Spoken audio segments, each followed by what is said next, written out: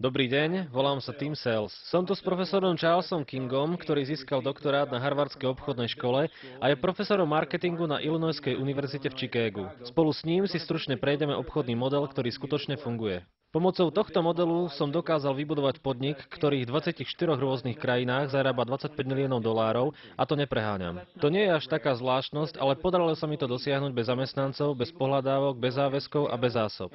Niekto mi nedávno povedal, znie to príliš ideálne.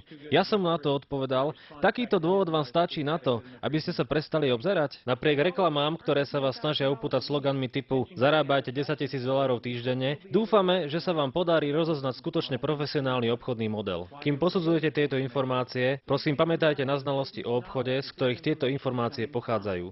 Profesor King nie je len profesorom marketingu na univerzite, poskytuje aj rozsiahle poradenské služby, ktoré využili už aj niektoré z najväčších spoločností na svete.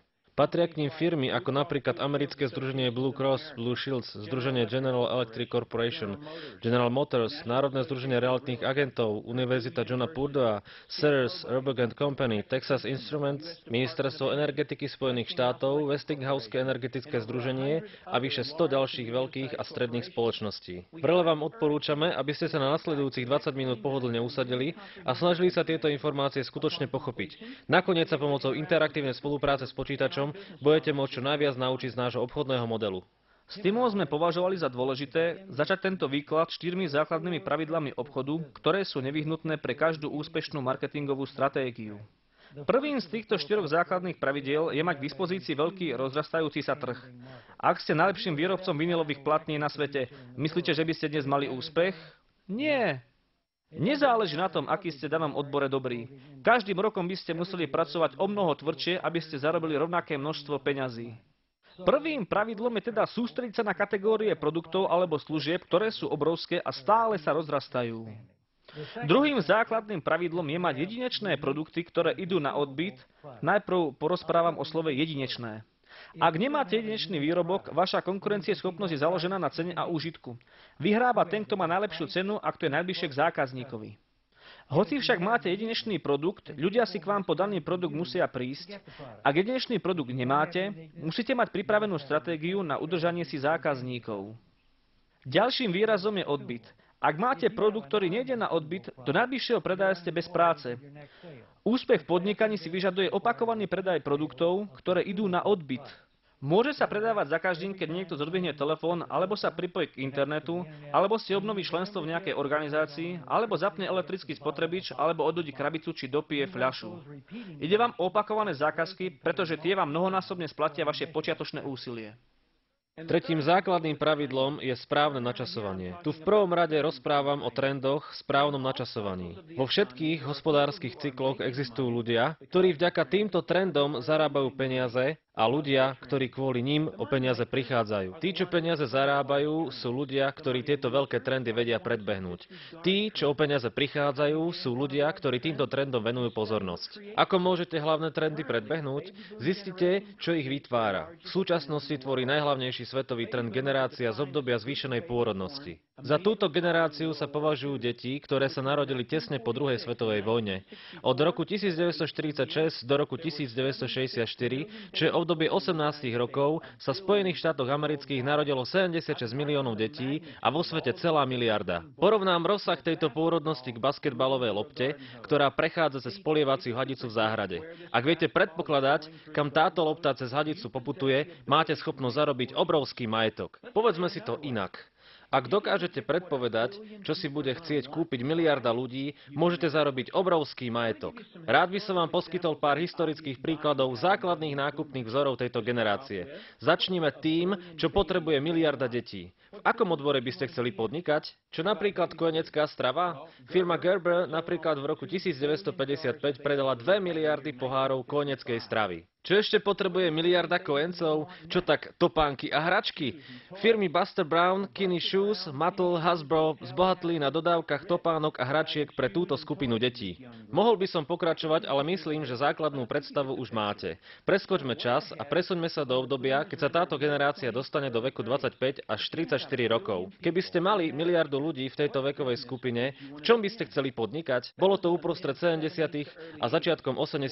rokov. V tom čase došlo k najväčšiemu rozmachu predaja nehnuteľností v dejinách. Prečo? Pretože miliarda ľudí potrebovala vlastný dom. Teraz, keď vám je nad slnko jasnejšie, nakoľko zisková môže byť táto povojnová generácia, dovolte mi porozprávať vám aj to, aký môže mať negatívny dopad. Čo sa s rozmachom predaja nehnuteľností stalo koncom 80.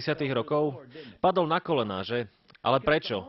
Pretože projektanti domov si neuvedomili, že počet nových kupcov domov sa znižuje.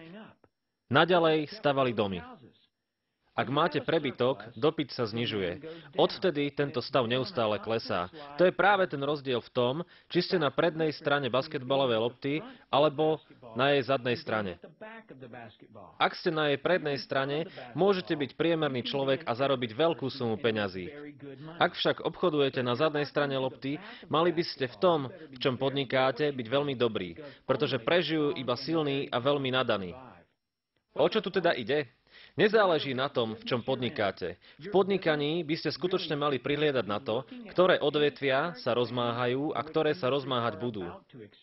Odporúčame vám, aby ste nezostávali striktne verní niečomu len preto, lebo máte príslušné vzdelanie, alebo preto, že to už robíte dlho.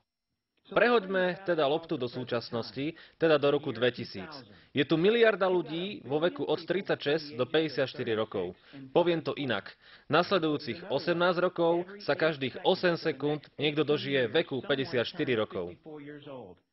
V čom chcete podnikať? Nesústreďte sa na 36-ročných. Tí sú na zadnej strane lopty. Sústreďte sa na 54-ročných. Takto máte pred sebou 18 rokov, počas ktorých sa budú vášho produktu dožadovať stále noví ľudia. Poďme sa pozrieť na niekoľko predvídateľných trendov. Zdravie, to je pochopiteľné. Vyzerať mlado, tejto generácii sa nepáči, čo s nimi robí starnutie. Otázky odchodu do dôchodku, zabezpečenie a peniaze a nakoniec efektivita. Táto generácia bola vždy unesená technikou, ktorá uľahčuje život. Štvrtým základným pravidlom podnikania je zamestnať iných, ktorí vykonajú viac práce. Existujú tri základné možnosti zárobkovej činnosti. Poprvé, pracovať pre iných, čo znamená, že vás niekto zamestnáva. Po druhé, byť profesionálom, teda lekárom, právnikom, účtovníkom alebo inžinierom. Oba prvé body si vyžadujú nejaké vzdelanie a potom svoju odbornosť vymeníte za niečie doláre. Problémom tohto vzorca je, že ak túto odbornosť nepredávate, nič nezarobíte. Tak sa ocitnete v situácii, že budete nepretržite pracovať. Najbežnejšou frázou je: som príliš zanepráznený, nemám čas. Až si jedného dňa jednoducho matematicky zrátate a zistíte, že s činnosťou, ktorú vykonávate, sa dopredu nepohnete. Za normálnych okolností sa takíto ľudia ukryjú pre televízor a predstierajú, že problém sa sám vytratí, alebo sa začnú vzdelávať v tom, čo im skutočne pomôže zbohatnúť. Treťou možnosťou zárobkovej činnosti je vlastniť podnik. Pri každom podnikaní prijete na to, že skôr či neskôr nebudete mať čas alebo vaše schopnosti pominú. Keď sa snažíte všetko robiť sám, nejde to. Nevyhnutne musíte zamestnať iných, aby sa vykonalo viac práce. Zamestnávaním iných ľudí využívate ich úsilie. Medzi tým si môžete rozšíriť vzdelanie vo vašom odbore a zvýšiť príjem, ale skutočné bohatstvo leží mimo dosah, a to bez využívania cudzieho úsilia, teda zamestnávania iných. Dovolte mi to zjednodušiť. Bohatstvo tvoria buď ľudia, ktorí pre vás pracujú, alebo peniaze, ktoré pre vás pracujú.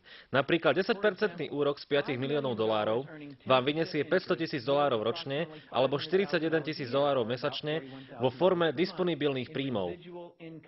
Využívate teda peniaze. Vaše peniaze pracujú pre vás. V tomto prípade pracujú teda peniaze a to je naším cieľom. Ako však môžeme dosiahnuť, aby pre nás peniaze pracovali? Tak, že budú pre nás pracovať ľudia. Predpokladajme, že vlastníte spoločnosť a zamestnávate jediného človeka, mňa. Pracujem 8 hodín v pondelok a vy pracujete rovnako